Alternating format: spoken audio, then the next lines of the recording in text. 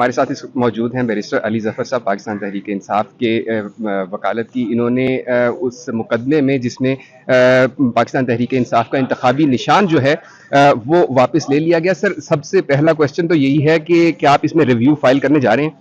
वापस छीन लिया गया, वापस छीन लिया ले नहीं लिया गया। बिल्कुल करेंगे जी रिव्यू।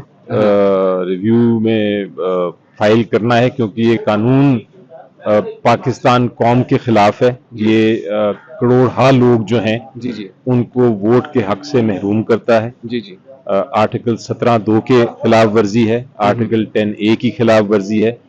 तो ये जो जजमेंट में कानून लिखा हुआ है, मुस्तकबिल के लिए बहुत जरूरी है कि इसको तब्दील किया जाए। इसका रिव्यू का इम्पैक्ट जो है या जो उसका असर है वो तो शायद अब इस इलेक्शन पे नहीं होगा। जी जी जितना नुकसान करना था इस जजमेंट ने इस इलेक्शन को वो कर दिया। जी जी इलेक्शन को भी तबाह कर दिया, जमहूरियत को भी कत्ल कर दिया। जी जी लेकिन मुस्तकबिल के लिए इसको दुरुस्त करने की जरूरत है। तो रिव्यू की उस हद तक अहमियत है। रिव्यू की इस इलेक्शन के में जो हुकिया है, जो हो रहा है, जो सिंबल हमें पीटीआई को नहीं मिला, उस पर असर शायद ना हो। सर, ये बातें तो बहुत ज्यादा डिस्कस हो रही हैं कि जी डेमोक्रेसी को डिरेल करने की कोशिश की गई है ये, लेकिन आपकी जानिब से कोई एक डॉक्यूमेंट जो है वो अदालत में पेश नहीं किया जा सका, तो क्या किस तरह से आप एग्जाम्पशन क्लेम करते हैं इसमें? देखें, कानून उस दो चीजें हैं। जी जी आप एक सेकंड के लिए अज्यूम करें कि इलेक्शन नहीं हुआ, बिल्कुल ही नहीं हुआ, जी जी तब भी सिंबल नहीं लिया जा सकता। ये कानूनी बात है। जी जी सो हम कानून की बात कर रहे हैं। अदालत पूछ रही थी कि आपने इलेक्शन कराया कि नहीं। अब अगर कोई भी शख्स पाकिस्तान में रहता है जी जी तो उसको पता है कि इलेक्शन हुआ जी, और उसकी वजह यह है कि जिस दिन मैंने अनाउंस किया था कि इलेक्शन होने लगे, लेकिन आप कोई डॉक्यूमेंट प्रोड्यूस नहीं कर सकते। डॉक्यूमेंट की जरूरत नहीं। आप डॉक्यूमेंट भी प्रोड्यूस किए थे, एक पूरी पेपर बुक दी थी, लेकिन आप डॉक्यूमेंट को छोड़ दें एक सेकंड, आपकी बात एक सेकंड मान लेते हैं कि एक नहीं कुछ प्रोड्यूस किया। जी जी लेकिन हकीकत ये है कि जो मीडिया था जिस दिन अनाउंस किया था कि हम इंट्रा पार्टी इलेक्शन कर रहे हैं, जी जी अमूमन इंट्रा पार्टी इलेक्शन पे इतना इंटरेस्ट नहीं लेती मीडिया। जी जी लेकिन इस इंट्रा पार्टी इलेक्शन को पहले दिन से लेके जब तक अनाउंस नहीं हो गया जी जी फॉलो हो रहा था। जी जी मीडिया इलेक्ट्रॉनिक पे भी और न्यूज़पेपर में भी। और वो सारी जो न्यूज़पेपर कटिंग्स थी, सारी जो वीडियोस थी, जी जी उसकी जो रिपोर्टिंग थी, वो सब कुछ हमने लगाया। जी जी उसके अलावा आप कोई चीज ऐसा साबित नहीं कर सकते सिवाय इसके कि आपको इजाजत हो कि आप वो जो 500 लोग जमा हुए थे उनको आप पेश कर सकें जी जी एज विटनेसेस। तो इशू ये नहीं है कि इलेक्शन हुआ कि नहीं, इलेक्शन तो हुआ था। जी जी सबसे जरूरी चीज है कि इलेक्शन कमीशन ऑफ पाकिस्तान ने खुद माना जी कि इलेक्शन हुआ था। जी जी ये तो सुप्रीम कोर्ट ने आके कहा ना कि इलेक्शन नहीं हुआ, और सुप्रीम कोर्ट ने इसलिए नहीं कहा कि इलेक्शन, उन्होंने ये नहीं कहा कि इलेक्शन नहीं हुआ। सुप्रीम कोर्ट ने कहा जो शख्स 4-5 आए थे रोस्ट्रम पे, जी जी जी जी उनको नॉमिनेशन पेपर नहीं दिए हुए, इसलिए इलेक्शन दुरुस्त नहीं हुआ। जी जी ये सुप्रीम कोर्ट का था। और जो 4-5 लोग थे जिनसे अदालत ने 3 सवाल पूछे कि जी आप मेंबर हैं, उन्होंने कहा हैं। फिर अदालत ने उनसे पूछा कि आपने इलेक्शन लड़ना था, उन्होंने कहा हमने इलेक्शन लड़ना था। फिर उनसे पूछा कि आपको रंजिश क्या है, उन्होंने कहा रंजिश ये है कि हमें नॉमिनेशन पेपर्स नहीं मिले। अदालत ने कहा कि बस ये बिल्कुल सच है, ये दुरुस्त है, और जजमेंट इसलिए उन्होंने सेटिस्फाइड कर दी।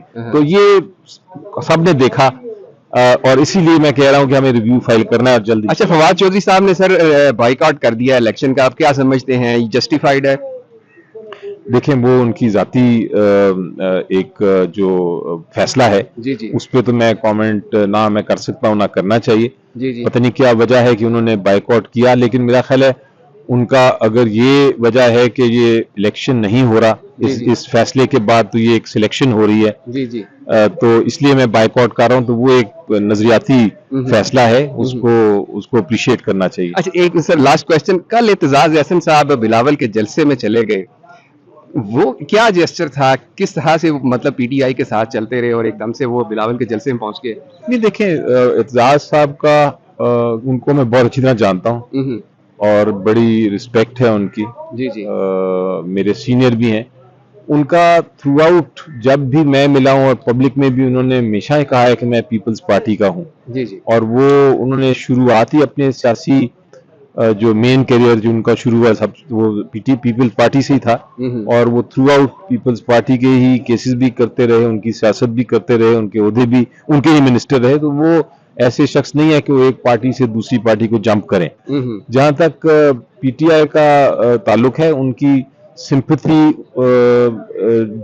बिल्कुल कानूनी तौर पे पीटीआई के साथ है, क्योंकि जब वो नाइंसाफी देख रहे हैं किसी के साथ होते हुए, जी जी, तो वो इंसाफ की साइड पे खड़े हैं। जिस तरह मैं यकीन करता हूं कि मैं इस वक्त हक की बात कर रहा हूं, जी जी, इंसाफ की बात कर रहा हूं, और वही मुझे हिम्मत देती है कि मैं इस तरह के सारे केसेस लड़ता रहूं। सही। तो इसी तरह वो भी हक की बात कर रहे थे, तो अगर वो पीटीआई के हक में है वो हक की बात, तो फिर वो बिल्कुल करनी चाहिए, हर एक को करनी चाहिए। मैं तो कहता हूँ जो भी पॉलिटिकल पार्टी के आप हों रुकन, आपको एक लेवल आता है जहां प्रिंसिपल की बात होती है, प्रिंसिपल की बात पे फिर आपको मौक़िफ़ प्रिंसिपल वाला लेना चाहिए, हक वाला लेना चाहिए, वो आप फिर बालातर हो जाते हैं सियासी जमात से।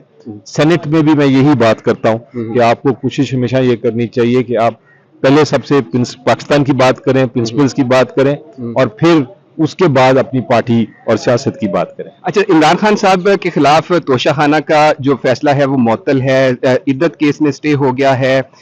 इसके अलावा ये जो साइफर केस में डेवलपमेंट है, आजम खान साहब के बयान के बाद, क्या समझते हैं इमरान खान साहब को रिलीफ मिल रहा है? कितनी जल्दी मिल सकता है उनको रिलीफ? जी मिल रहा है। बड़ा जरूरी ये है कि एक उनका केस, तोशाखाना की जो कन्विक्शन है जी, उसके खिलाफ एक केस पेंडिंग है सुप्रीम कोर्ट ऑफ पाकिस्तान में। जी, अगर उसकी समाअत हो जाए और वो उसमें उसको सस्पेंड कर दिया जाए, जी, जी, तो फिर मेरा ख्याल है उनका रास्ता क्लियर हो जाता है। वो इलेक्शन में भी हिस्सा ले सकेंगे और वो बाहर भी आ जाएंगे इंशाल्लाह। बहुत शुक्रिया सर, बहुत शुक्रिया।